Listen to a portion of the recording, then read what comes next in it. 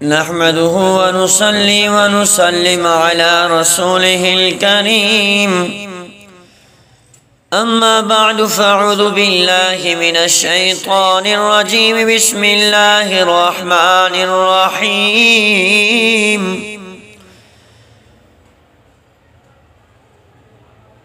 كيف وقد قيل وفارقها عقبة ونكحت زوجا غيرا لهذا القول سبب وهو أن عقبة بن حارث رضي الله عنه تزوج ابنة لأبي إيهاب بن عزيز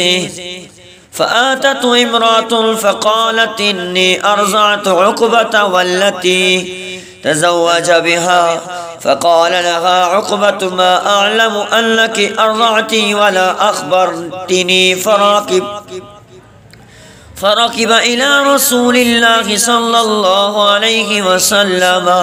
بالمدينة فسأله فقال رسول الله صلى الله عليه وسلم كيف وقد قيل أو كما قال عليه الصلاة والسلام صدق الله وصدق رسوله النبي الصادق الأمين ونحن على ذلك لمن الشاهدين والشاكرين والحمد لله رب العالمين. عزیزان گرامی میرے محترم سامعین مکرمین،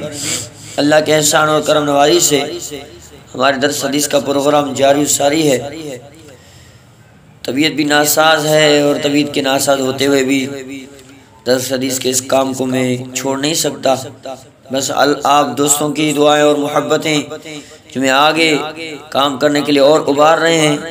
اللہ کریم سے دعا رب العالمین اس درس حدیث کو میرے لیے اور آپ کے لیے تا قیامت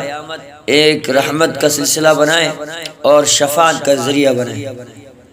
آج میں آپ حضرات کے سامنے اہم عنوان لایا ہوں، مشتبہ امور میں احتیاط کیا جائے. کہ بھئی جو کچھ ایسے کام ہوتے ہیں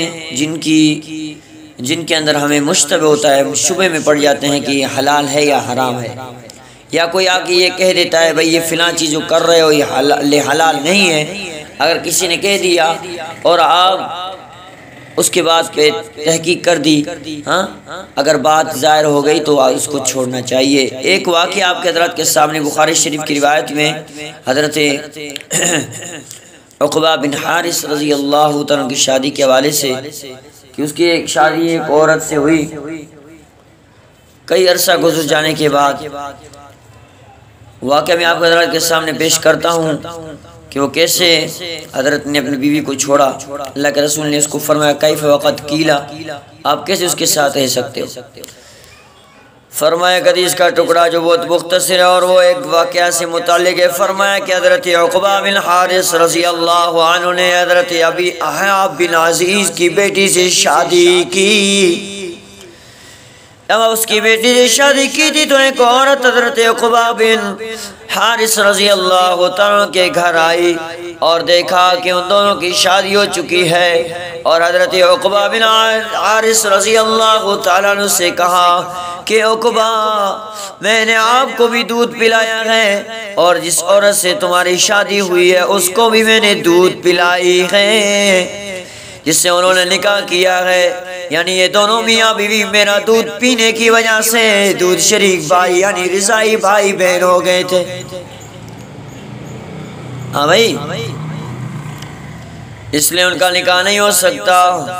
عقبہ نے کہا کہ میں نہیں جانتا کہ تو نے مجھے دودھ پلایا ہے. حضرت عقبہ بن حارث چھوٹے تھے، اب انہیں پتہ بھی نہیں تھا، ادھر شاید بھی کوئی موجود نہ تھے. بات شبہ میں پڑ گئی کہ آپ نے مجھے دودھ پلایا کہ نہیں مجھے یاد نہیں ہے. عقبہ بن حارث رضی اللہ تعالیٰ عنہ کہنے لگے مجھے یاد نہیں ہے کہ تو نے مجھے دودھ پلایا ہے اور نہ تو نے مجھے اس کی کوئی خبر دی ہے. اس اطلاع کے بعد حضرت عقبہ بن حارث رضی اللہ تعالیٰ عنہ حدیث کے اندر یہ الفاظات موجود ہیں ارضعت عقبة والتي تزوج بها فقال لها عقبة ما أعلم أنك ارضعتی ولا اخبرتنی فرکب الی رسول اللہ ہے۔ حضرت عقبہ بن حارث سواری پہ سوار ہو گئے اور نبی علیہ السلام کی طرف مدینہ کی طرف چل پڑے۔ فسألہ، جب حضرت عقبہ بن حارث وہاں پہنچے مسئلہ پیش کیا، دریافت کیا رسول اللہ مسئلہ یہ ہے، ہمیں اس کا جواب چاہیے۔ میرے حضور نے فرمایا فقال رسول اللہ صلی اللہ علیہ وسلم کیف وقد قیل، او عقبہ یعنی کہ تیرے سامنے عورت آئی، تم اب کیسے، عورت نے بھی رضاعت ثابت کر دی ہے، اب یعنی نکاح اب کیسے ہو سکتا ہے جبکہ رضاعت کی بات معلوم ہو چکی ہے، اب رضاعت ظاہر ہو گئی ہے، اب یہ عورت تجھ پہ حرام ہے، اب اس عورت کو چھوڑ کے دوسری شادی کر۔ یعنی اب حدیث ہم نے پڑھی، اس بات سے واضح ہو جاتی ہے کہ حلال و حرام کے درمیان مشتبہات ہیں، کچھ ایسے ہوتے ہیں۔ اب ای دفعہ ایسے ہوتا ہے کہ ہم کہیں ایسے جگہ پہ جاتے ہیں، کعبۃ اللہ مشتبہ ہوتا ہے، کعبۃ اللہ کا پتہ نہیں چلتا کہ کعبہ کہاں ہے، دائیں ہیں بائیں ہیں، آگے ادھر طرف ہے،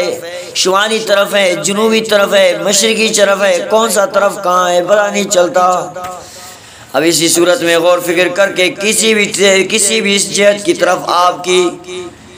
دھیان بیٹھے، آپ کا دل، آپ کی گمان اس کو پسند کرے، اسی طرف ہی آپ جو ہے نا کعبہ سمجھ کے نماز شروع کر دے۔ اگرچہ کوئی آدمی آ کے آپ کو کہہ دے کہ بھائی کعبہ ادھر نہیں، دائیں طرف نہیں بائیں طرف ہے، اب اس کی بات کی تصدیق کرتے کہ مشتبہ تھا، اس نے بتا دیا، ظاہر ہو گئی بات تو ادھر ہے، اب ادھر کر کے نماز پڑھ رہے تھے، اگر رخ تبدیل نہیں کرو گے تو نماز نہیں ہوگی، نماز کے اندر ہی رخ تبدیل کر دینا ہے۔ اسی طریقے سے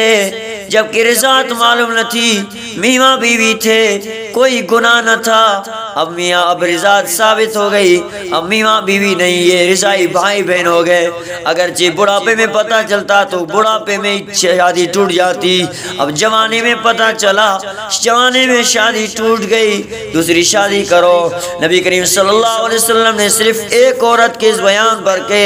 اس نے حضرت عقبہ اور اس کی منقوہ یعنی اس کی بیوی کو دودھ پلایا ہے، یہ فیصلہ فرما دیا کہ دونوں علیحدگی اختیار کرنے والا، آپ یہ بھی فرما سکتے تھے کہ اس سے دودھ پلانے کے لیے کوئی شاہد، کوئی گواہ مانگو کہ دودھ پلائی ہے کیسے، شاید پیش کر،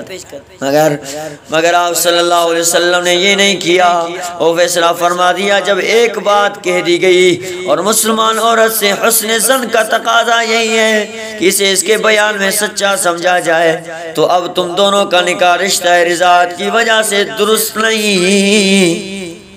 تو بھئی علیحدگی اختیار کر لو۔ چنانچہ دونوں نے علیحدگی اختیار کر لی، اور ابھی احاب کی بیٹی نے بھی دوسری شادی کی اور تقوی اختیار کیا، اور حضرت عقبہ بن حارث نے بھی دوسری شادی کی اور تقوی احتیاط کے ساتھ تقوی کیا۔